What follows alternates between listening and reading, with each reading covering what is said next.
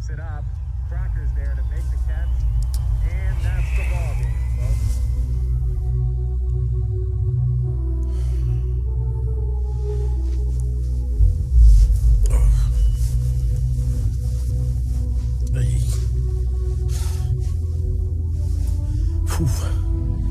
The spacecraft equipment is going to internal power.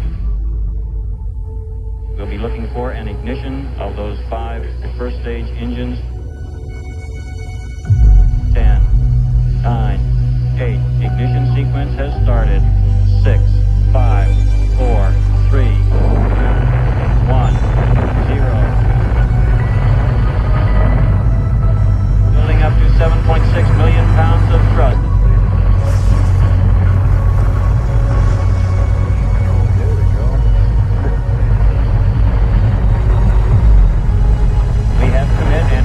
Liftoff at 2:13. It's a beauty. It's another beauty.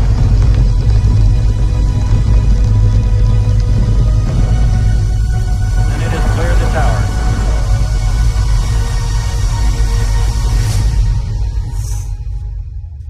Oh, yeah.